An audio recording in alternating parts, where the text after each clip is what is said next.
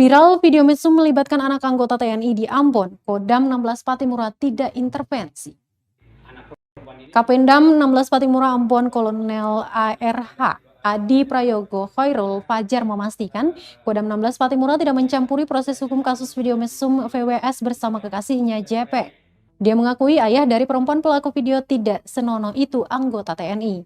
Namun dipastikan bahwa TNI menyerahkan sepenuhnya kepada pihak kepolisian. Menurutnya, PMS bukan lagi keluarga besar TNI karena orang tuanya sudah berpisah sejak dirinya masih duduk di kelas 3 SD. Jadi proses hukumnya diserahkan semua kepada pihak kepolisian seutuhnya. Dia mengakui kedua pihak sempat diamankan oleh anggota TNI pada Selasa 16 November 2021 dan hari itu juga sudah diserahkan kepada pihak kepolisian untuk dimintai keterangan awal. Yang jelas, kasus ini bukan kewenangan pihak TNI karena kedua pelaku itu warga sipil.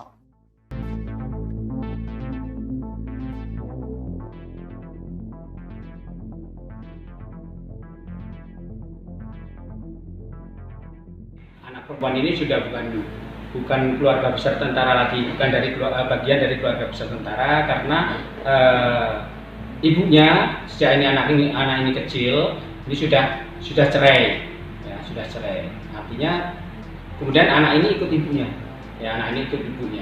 Artinya hubungan keterikatan dengan keluarga besar tentara sudah tidak ada lagi. Nah, jadi ini murni urusan sipil. Begitu saja. Oke.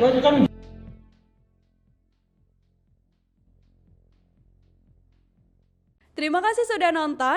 Jangan lupa like, subscribe, dan share ya.